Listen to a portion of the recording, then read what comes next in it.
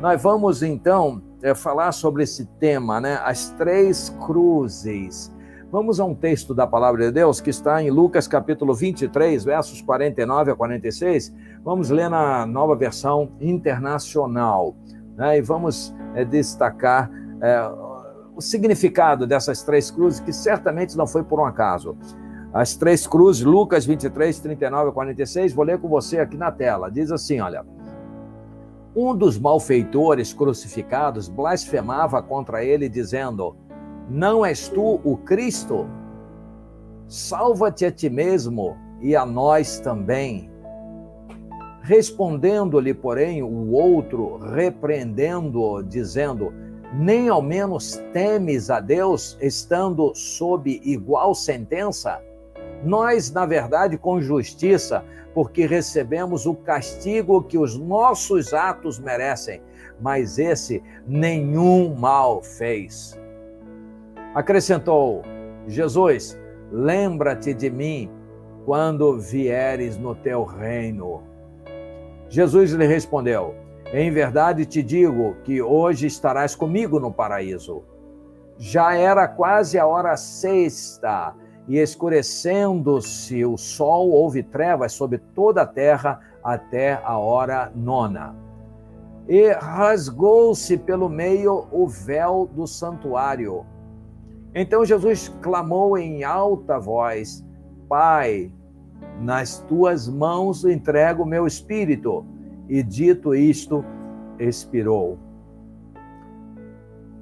Estamos diante de um texto, né, que narra um episódio que, ao mesmo tempo, é tão triste e tão maravilhoso.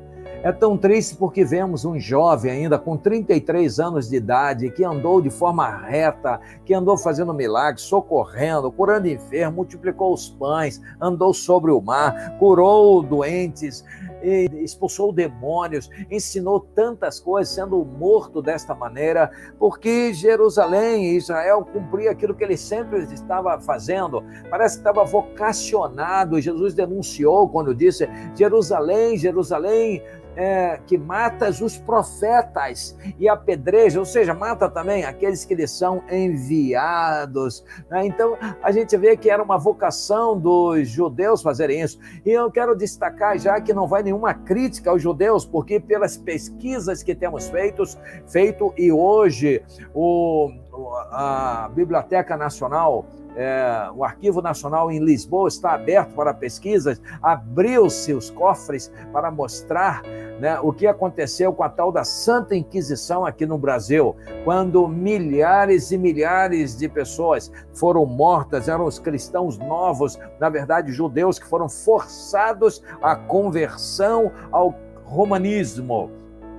Então, se converteram forçosamente. É como se pegasse assim uma garrafa de água sanitária e colocasse um rótulo de Guaraná, ou então de Coca-Cola, colocasse ela da cor da Coca-Cola, um produto ali.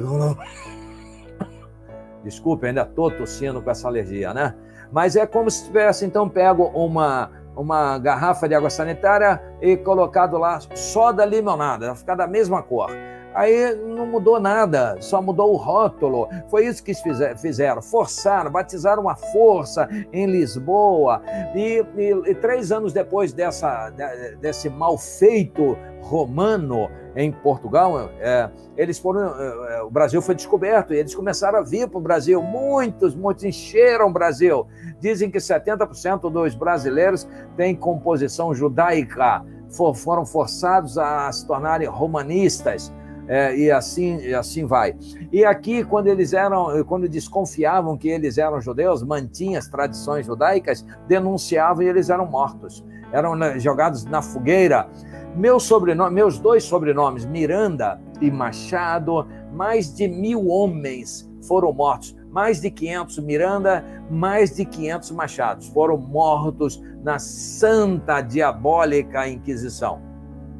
Os Rodrigues foram os que mais sofreram. Mais de 700 homens com esse nome foram assassinados covardemente nas fogueiras pela Santa Inquisição. Então, não estou falando mal dos judeus, possivelmente a minha linhagem é judaica, a sua também, possivelmente é judaica, então não estou falando mal, estou falando que o ser humano é mau, e o povo que Deus formou para ser seu povo querido, os judeus, esse povo matava os profetas, esse povo matava aqueles que vinham com a verdade, porque o povo não é só o judeu, é todo o povo, o mundo inteiro, o brasileiro, ele adora mentira, ele gosta de mentira, ele gosta do que não presta. Se eu fizer uma live aqui e ficar pelado aqui, aumenta, estoura, vai passar para tudo quanto é lugar. Então, vai viralizar, como se diz. Mas enquanto eu estiver pregando sério, é pouca gente. Mas quando eu começar a pregar mentira, e tomara a Deus que jamais eu faça isso, aí vai continuar um pequeno número. Por isso, quando João Batista veio, ele é chamado de a voz que clama no deserto, ou seja, parece um solitário falando, e as pessoas se recusam a crer, e ele que é o porta-voz de Deus. Então, João Batista era aquele que apontava o caminho, é aquele que abria, pavimentava o caminho de Jesus. Mas então, os judeus não receberam, veio para o que era seu, e os seus não receberam. Mas a todos quantos o receberam, deu-lhes o poder de serem feitos filhos de Deus. Então nós temos aí Jesus sendo morto. E nós sabemos como Jesus foi morto. Ele foi morto no madeiro. Há uma discussão se ele foi morto no madeiro vertical ou se ele foi morto numa cruz. Há uma discussão sobre isso. Os judeus faziam alguns tipos de morte, não para os romanos, não para os romanos. Cidadãos romanos eram melhor tratados mesmo na pena capital, mas os que não eram romanos sofriam, né? O apóstolo Paulo não seria pendurado num madeiro ou numa cruz, ele poderia ser condenado à morte e ia ser morto de outra maneira. Mas presta atenção, a palavra que dá origem a esse vocábulo, cruz, é stauros. Stauros. Stauros pode ser uma estaca, assim então, uma estaca, assim. Ou pode ser duas estacas. Pode ser assim, ó. Eles crucificavam assim também. Ou pode ser assim, ó. Assim. Então é dito que Jesus foi crucificado assim. Obviamente tem muita influência romana nessa história, a gente tem que ficar sempre alerta, porque o povo de Deus, os servos de Jesus Cristo, no 4º século se desviaram. Não todos, obviamente, mas uma grande parte que recebeu aquilo que o diabo prometeu a Jesus, naquele alto e sublime monte, quando mostrou o mundo, o reino do mundo e sua glória, e disse: tudo isto te darei, se você se prostrar e me adorar. E Jesus falou: sai daqui, some daqui. Mas os servos de Jesus, no 4º século, não tiveram essa mesma resposta e foram embebedados pelo poder político, poder financeiro, poder econômico. Então, um imperador convocou a igreja. Quem é imperador para convocar a igreja? Depois, o segundo imperador, o seguinte, também convocou e fez já 2 concílios, fizeram 2 concílios. E esses concílios, eles definiram muitas coisas. Um foi em 325 da nossa era, o outro foi em 381 da nossa era. Então, ali estabeleceram. Em 381, criaram a figura dos hereges para perseguir aqueles que não seguiram. Bom, então, logicamente, não critico em hipótese alguma a Igreja Católica. A Igreja Católica é uma bênção. A Igreja Católica deve ser o sonho, o objetivo, a nossa oração, porque a palavra católica significa universal. O evangelho é para todos. Ide por todo mundo e pregai o evangelho. Isso é catolicismo. Para nós soa como religião. Não tem nada a ver. É um adjetivo do que é geral, do que é mundial, universal. É claro que é isso. Aí eles dizem assim: não, os pais da igreja diziam que a igreja era católica. Lógico que tinha que dizer. Jesus era católico. Mas como Jesus era católico? Jesus era da igreja católica? Claro que não. Era da instituição romana? Claro que não. Mas era católico porque ele veio para o mundo. Ele veio porque Deus amou o mundo. Isso é católico, é geral, é universal, é para todo mundo, oportunidade para todo mundo. Será que é difícil compreender isso? né? Então, Deus amou o mundo de tal modo que aquele que nele crê não pereça, não, mas tenha a vida eterna, de qualquer parte da terra, de qualquer etnia. Esta é a ideia de Deus. Então, a igreja católica maravilhosa.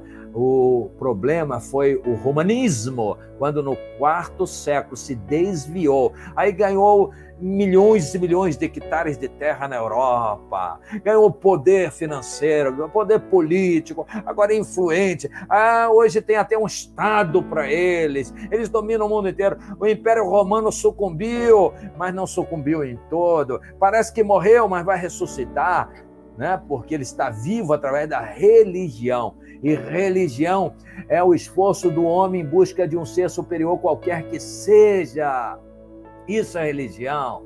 Religião faz com que o homem cego fique buscando, e quando ele acha um, ele agarra, ele se torna orgulhoso. Então as religiões vão formando seus currais e implementando o medo, injetando medo para arrancar lucros, e em nome da religião alguns têm ficado arquibilionários, e ela se torna poderosa, mas não com o poder de Deus, mas com o poder que o diabo ofereceu a Jesus naquele monte. Tudo isso te darei, a glória do mundo, se você me adorar. Cuidado com isso, abra teu olho, cuidado com religião. Deus não é religião, Deus não é religioso, Jesus não é religião, Jesus não é religioso, Jesus não veio trazer uma nova religião à terra, Jesus veio buscar e salvar o que se havia perdido, e veio criar um relacionamento do ser humano que é lavado no seu sangue com o Pai, e esses se tornam cidadãos do reino dos céus. Será que é difícil compreender isso? A religião, qualquer um é religioso, é o esforço do homem em busca de uma divindade ou de um ser superior que ele julga superior, qualquer que seja, o macumbeiro, o islâmico, o budista, qualquer um é religioso, as religiões afro são religiosas, as egípcias, as babilônicas, né? Tudo religião. Quem adora falsos deuses, quem adorava Moloque, aquele deus infeliz que botava as crianças no braço para morrer, na brasa, que eram os braços dele, de ferro, esses caras, eles são falsos deuses. Mas isso é religião, a devoção nisso aí. Salomão se desviou religiosamente, deixou o Deus vivo e foi para o Deus morto na velhice. Pobre coitado do Salomão. Isso é religião, ele não deixou, ele saiu de um relacionamento, foi para uma religião. Então tome cuidado com isso. Bom, então, esclarecidas essas coisas, vamos às 3 cruzes, né? Nós sabemos que Deus programou a vinda de Jesus, sabia que ele seria morto. Então, se ele morreu numa cruz assim, ou se ele morreu numa estaca, para mim pouco importa. Eu não carrego a cruz, eu carrego Jesus comigo. Eu não confio na cruz, porque a cruz é um instrumento de maldição. Se Jesus tivesse sido metralhado, os cemitérios estavam cheios nas catacumbas, cheios de metralhadoras, e pessoas estariam com metralhadoras carregando no peito. Estaria nas igrejas idólatras um monte de metralhadora para simbolizar como ele morreu. É assim que é feito, não tenho a menor dúvida quanto a isso. Se Jesus tivesse sido enforcado, ele jamais seria enforcado, porque ele precisava derramar o sangue, o enforcamento não faz isso. Mas se fosse, por hipótese, enforcado, no cemitério era um monte de forquinha. Você que carrega a cruz, você carregaria uma forquinha. Você nas igrejas, você ia ver forcas para tudo quanto é lado. Não tem sentido. Eu amo a Jesus. Agora a cruz foi uma maldição. Agora, se foi assim, eu não quero saber. Eu quero saber que o meu Senhor, o Cordeiro de Deus que tira o pecado do mundo, teve peito, teve coragem de morrer em meu lugar e em seu lugar. Mas vamos lá.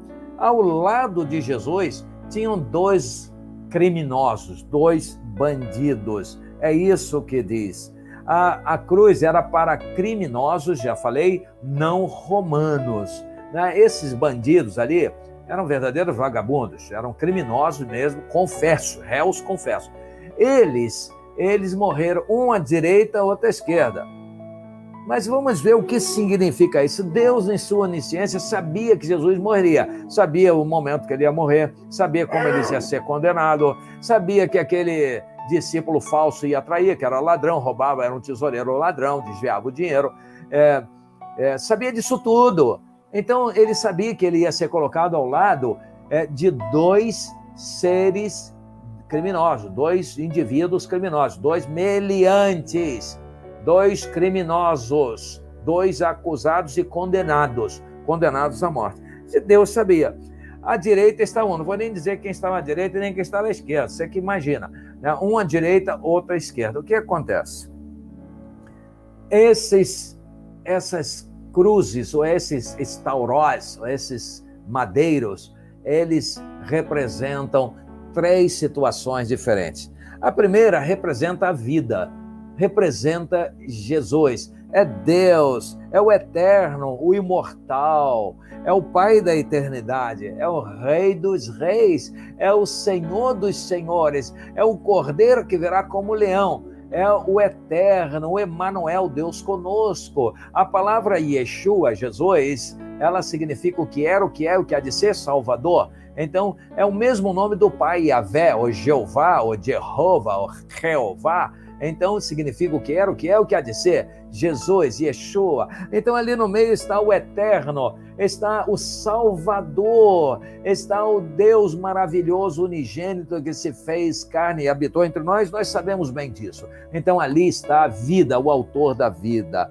Mas nós vamos ver que, de um lado e de outro, há 2 tipos de seres. Na verdade, os 2 condenados.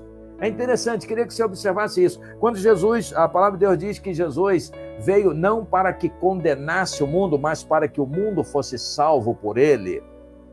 E diz, quem crê nele não é julgado ou não é condenado, mas quem não crê já está condenado. Então nós estamos vendo 2 situações. Então estamos vendo que de um lado há os condenados que rejeitam a Jesus. Do outro lado, os condenados que recebem a Jesus. A palavra de Deus diz que quem rejeita Jesus continua e vai permanecer condenado. Mas a palavra de Deus diz que quem recebe a Jesus não será mais condenado. É salvo porque ele recebeu a Jesus. Então, de um lado, nós temos uma parte que representa a humanidade dos que recusam a Jesus, recusam a salvação. Do outro lado, nós temos a outra parte, que é composta dos que aceitam a Jesus, dos que recebem a salvação. Não é por um acaso, ali temos condenados, todos pecaram e separados estão da glória de Deus. Não há um justo sequer, todos se desviaram e se tornaram inúteis, ou seja, todos morreram, todos estavam perdidos, mas Jesus veio para que todo aquele que nele crê seja salvo. Agora vamos ver a situação desses 2 rapazes, desses 2 criminosos condenados ao lado do autor da vida. No meio está a vida. Ou seja, ambos estão pertinhos da vida.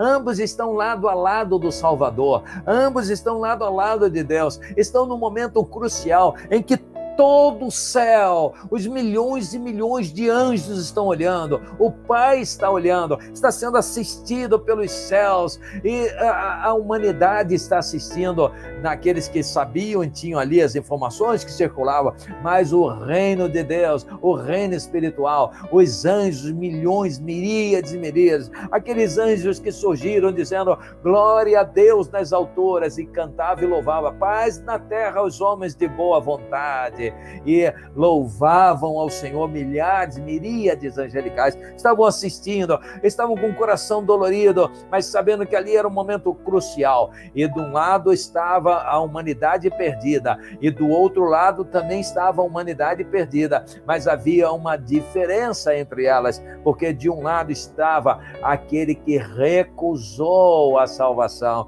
tão perto da vida recusou a vida, tão perto da eternidade com Deus recusou recusou esta bênção, preferiu criticar, preferiu afrontar, preferiu desrespeitar. É um incrédulo, preferiu não crer. Ele creu no óbvio, creu naquilo que era humano, sabia que ia morrer, desafiou a Jesus: se você é o Filho de Deus, sai daí, salva-te a ti mesmo e salva-nos a nós também. Então, era aquele criminoso, um incrédulo, um crítico. Quantas pessoas você conhece que são assim, exatamente assim? Criticam tudo de Deus, rejeitam a Deus, não creio, não aceito. Eu já estive com pessoas no leito de morte que sabiam que ia morrer, que rejeitaram a Jesus e não quiseram de Jesus e morreram sem Jesus. Esse aqui está nos estertores da vida, ou seja, no finalzinho da vida. Ele sabe que vai morrer em questão de horas, mas ele rejeita a vida, ele rejeita a salvação, ele prefere continuar condenado, ele está sob pecado. O salário do pecado é a morte, e ele absorve isso. Ele trabalhou para o diabo, por isso ele estava condenado ali. Ele trabalhou para o diabo, por isso estava recebendo o salário que estava acontecendo ali. E ele se mantém naquilo, debochando, zombando, afrontando o autor da vida, tão perto da salvação. Você com quem estou falando, e seu amigo, seus parentes, seus familiares queridos que trabalham com você, seus colegas de faculdade, de escola, de rua, vizinhos e também de prédios, você encontra nos elevadores, eu encontro. Eles precisam conhecer a Jesus. Eles terão oportunidade de estando tão próximo de Jesus, porque você está andando perto dele. E você é a luz do mundo, você é sal da terra. Jesus está em você, Jesus está em mim, eles estão próximos a nós. Nós não podemos deixar que eles partam sem a chance de decidir. Pelo menos isso nós temos que dar a eles, a chance de escolher, de compreender, então tomar uma decisão. Não vamos ficar mais calados. Vamos crer em Deus, vamos seguir em frente.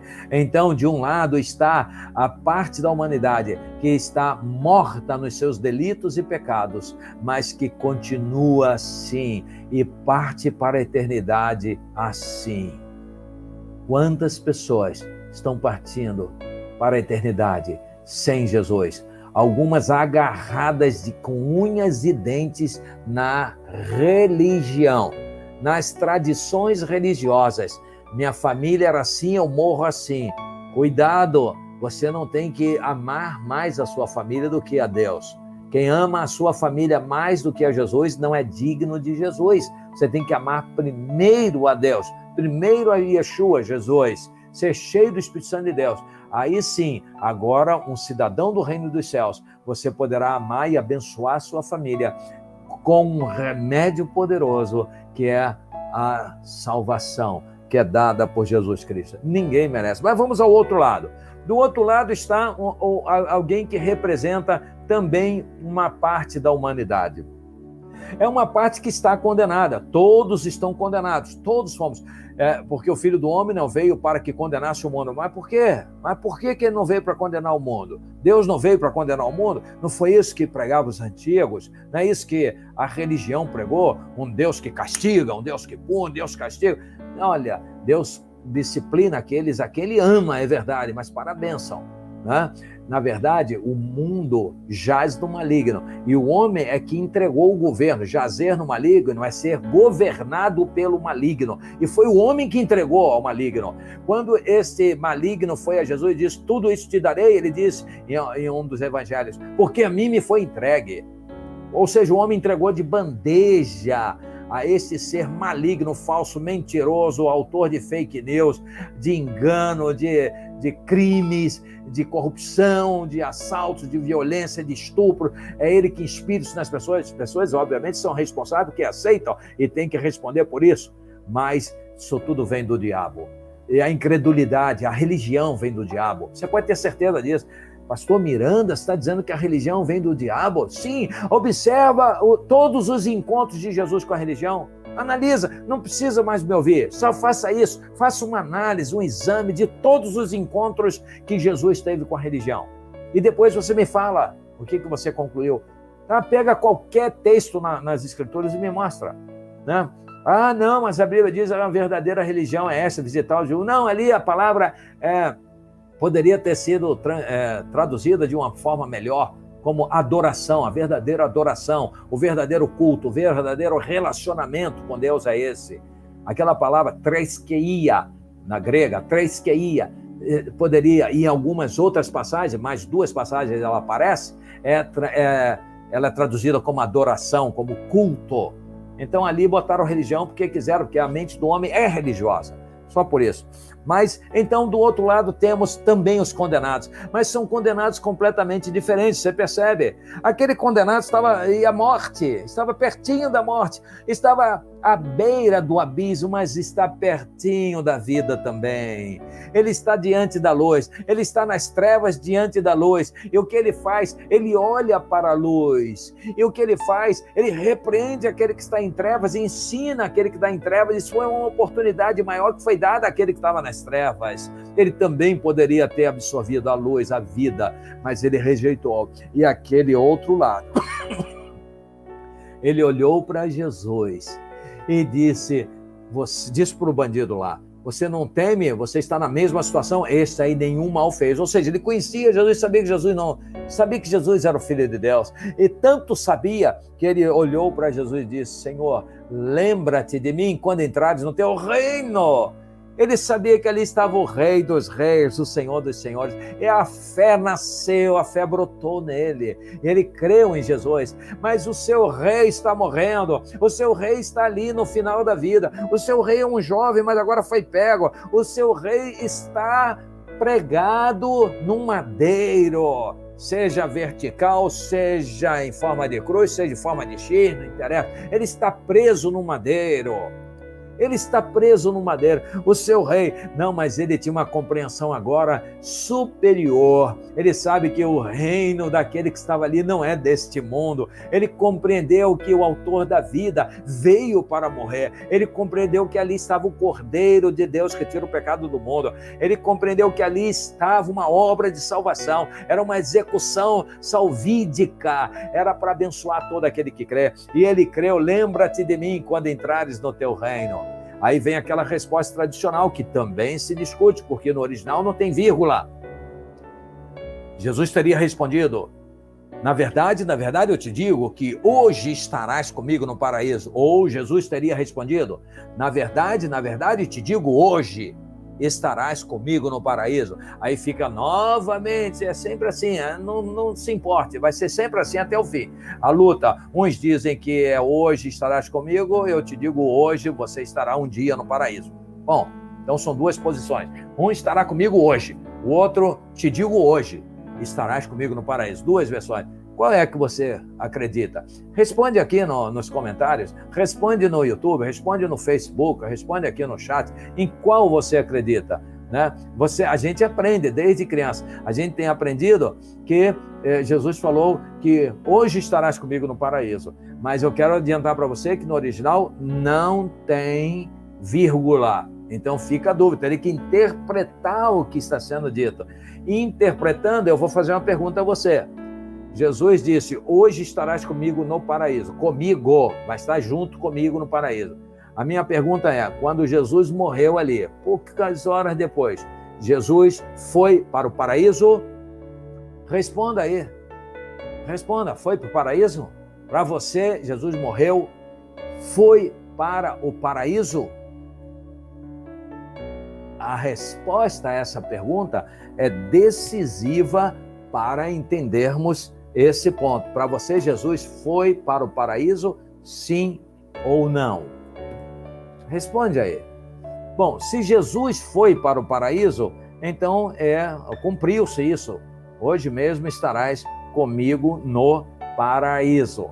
Mas se a nossa resposta foi que Jesus foi para o paraíso naquele dia, junto com ele, Jesus ficou com ele naquele dia, né? 3 horas da tarde de sexta-feira, foi lá, passou a tarde no paraíso, à noite, né? E aí no dia seguinte, sábado, passou o dia todo com ele, no domingo de manhã, acho que o sol não tinha brotado ainda, Jesus ressuscitou, estava aqui de novo. Então ele ficou sozinho lá no paraíso, ou então Jesus entregou a ele aos anjos ou ao Pai, né? A gente precisa entender isso, né? O que aconteceu? Você lembra que Pedro diz que quando Jesus morreu, ele foi... Aí vem um outro problema. Algumas versões dizem que ele foi ao inferno pregar o evangelho. Mas não é isso que o texto diz. Diz que ele foi ao Hades. Hades e inferno são coisas diferentes. Hades é a habitação dos mortos. Inferno é o lago de fogo e enxofre. Eu já num debate numa da Rádio Melodia aqui, eu estava dizendo que o inferno ainda está vazio, que ninguém foi para o inferno ainda, que só depois do julgamento. Aí teve um pastor que me atacou. O pastor disse que eu falei uma besteira, uma bobagem. Você falou isso ao vivo para toda a audiência da rádio escutar. E aí logo veio o intervalo. Quando voltou o intervalo, a pergunta veio para mim, uma outra pergunta. Eu disse, não, eu gostaria de responder, porque quando eu terminei a minha fala, o pastor fulano de tal entrou de sola em mim, dizendo que eu falei uma bobagem, e quando fui explicar, a bobagem ficou maior ainda, foi o que ele disse. Então vamos explicar. Aí fui a Apocalipse, capítulo 20, verso 14. E em Apocalipse 20, verso 14, diz a palavra de Deus o seguinte: e a morte e o inferno foram lançados no lago de fogo e enxofre. Do lago de fogo. Eu falei, então tem dois infernos, é? Tem um inferninho e tem um infernão. O inferninho agora, Apocalipse 20, verso 14, é lançado no infernão. Tem dois infernos, um inferninho e um infernão. Para com isso, para com isso. A habitação dos mortos, a morte e a habitação foi lançado no lago de fogo e enxofre, porque não haverá mais morte. Essas coisas já passaram, né? Isso foi no juízo final, né?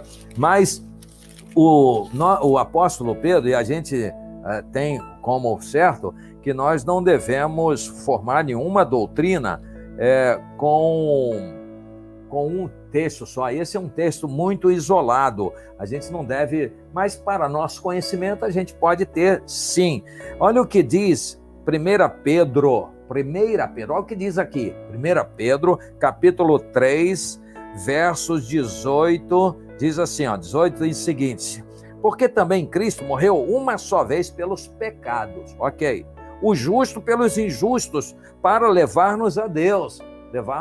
Isso é o paraíso, irmão, levar a Deus, né? Sendo, na verdade, morto na carne, mas vivificado no espírito. Ou seja, ele morreu na carne, mas foi vivificado e estava em espírito. No qual também foi e pregou aos espíritos em prisão. Então, quando ele morreu, ele foi pregar aos espíritos que estavam em prisão. Espírito que estava em prisão, se ele foi lá, ele não estava no paraíso, ele estava na prisão. Isso aí não é paraíso, né? O bandido foi com ele para cá. Agora o bandido que é salvo, nosso irmão, ele foi para lá, ele foi junto com Jesus pregar. O texto não diz, né? Mas o bandido, agora que é um servo de Deus, que é porque recebeu Jesus, está guardado. Os quais, no outro tempo, foram rebeldes quanto à longanimidade de Deus, esperavam nos dias de Noé, enquanto se preparava a arca, na qual poucas, isto é, 8 almas, se salvaram através da água. Então, por aí vai. A gente precisa compreender a Bíblia. E é preciso ler, né? Ler, estudar, se esforçar para aprender, porque há muita distorção e muitas coisas que são ensinadas de uma forma muito insuficiente. Tenho falado e preguei, pare de romantizar a Bíblia. Pai, esqueça essas caixinhas de promessas, esqueça os púlpitos de caixinha de promessas, as mensagens de caixinha de promessas. Temos que ensinar o conteúdo, Bíblia com Raiz. Vou criar um canal na internet, se Deus quiser, vai se chamar Bíblia com Raízes. Bíblia com raízes, vamos examinar, não vamos ter medo não. Eu quero ensinar a palavra de Deus como ela é. Se eu estiver equivocado e você puder me ajudar, ótimo, todos vamos ganhar, vamos crescer.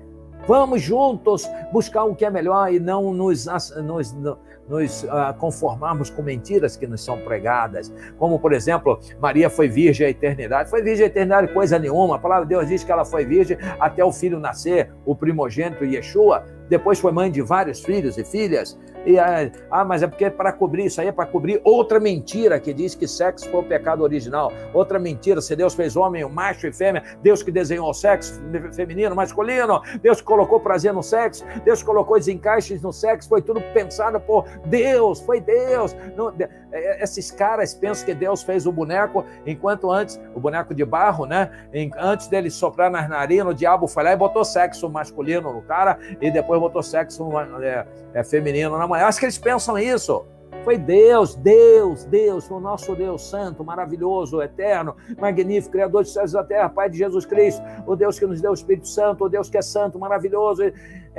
Foi ele que embolou o sexo do jeito que é, com as curvas, com as dobras, com o jeito. Foi ele.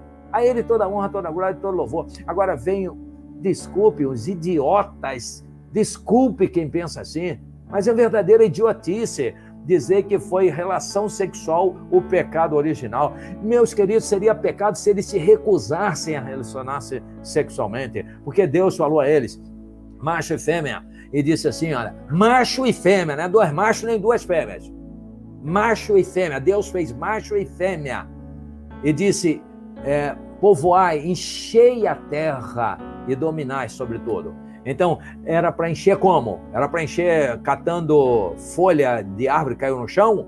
Era multiplicar-se, encher a terra e povoar a terra pescando com anzol na beira do rio? Era o quê? Contando as estrelas à noite?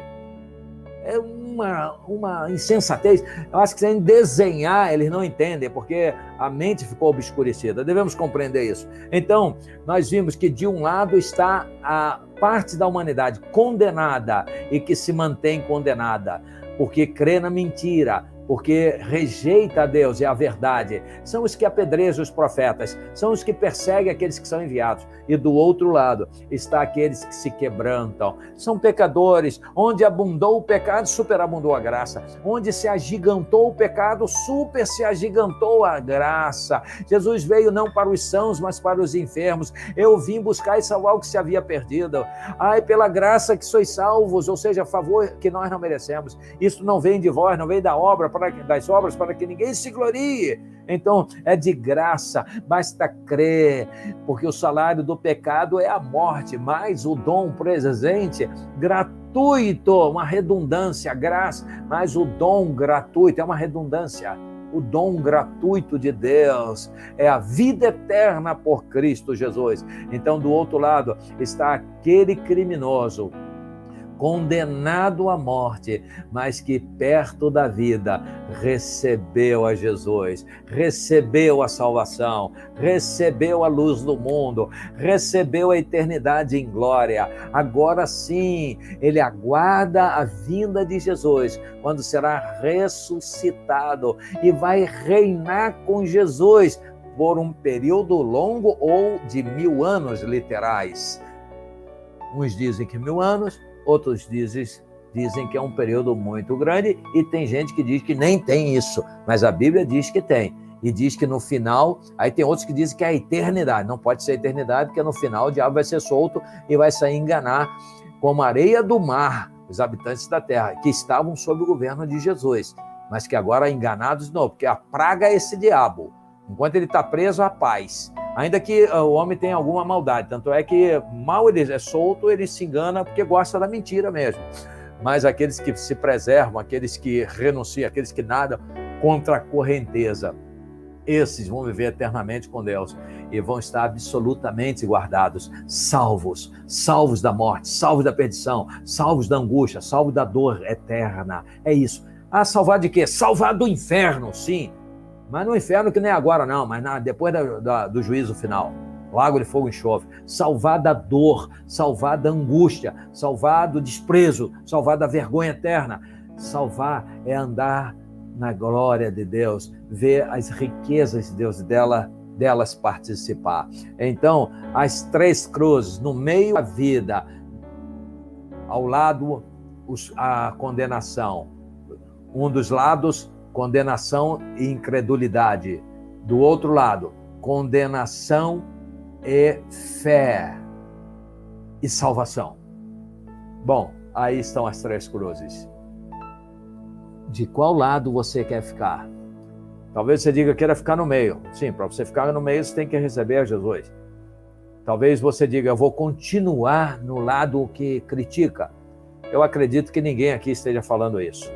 Mas se você diz, não, eu quero estar do lado daquele que recebe a Jesus, que dá sua vida a Jesus, que confia nele.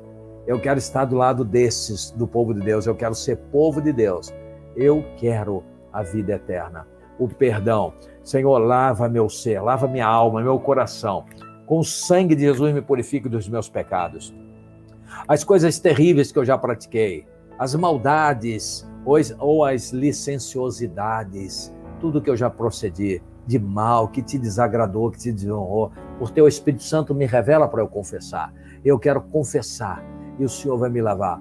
Lembra de uma coisa, onde abundou o pecado, ou seja, onde o pecado se agigantou ou se multiplicou, super se agigantou, super abundou, super se multiplicou a graça. Graça é favor imerecido que Deus nos dá. É a salvação que Ele dá a todo aquele que crê. Creia em Jesus, receba Jesus agora no seu coração. Receba-o agora e viva, reine com Cristo e tenha paz nesse mundo, porque pode acontecer de tudo, mas você é de Deus, você nasceu de novo. Quer vivamos, quer morramos, somos de Deus, somos do Senhor. Que o Senhor lhe abençoe e lhe guarde. Ó Deus bendito, abençoe todas essas vidas, cubra com o sangue de Jesus. E aqueles que ouviram a tua palavra e creram e entenderam, firma o Senhor para que todos esses que estão agora participando dessa celebração sejam luz do mundo e sal da terra e produzamos frutos para a tua glória e que vai resultar em salvação daqueles que nos cercam. Muitos deles vão crer, outros não, Senhor, mas muitos vão crer e serão salvos. Encha-nos com teu Espírito, Senhor, Espírito de graça, de amor, de verdade, e que tenhamos poder e força do Senhor para nadar contra a correnteza, sem medo. Não importa se ela está brava e forte, nós vamos nadar e vamos vencer, porque temos o Senhor conosco. Fica conosco em todo o tempo, em nome de Jesus. Amém e amém.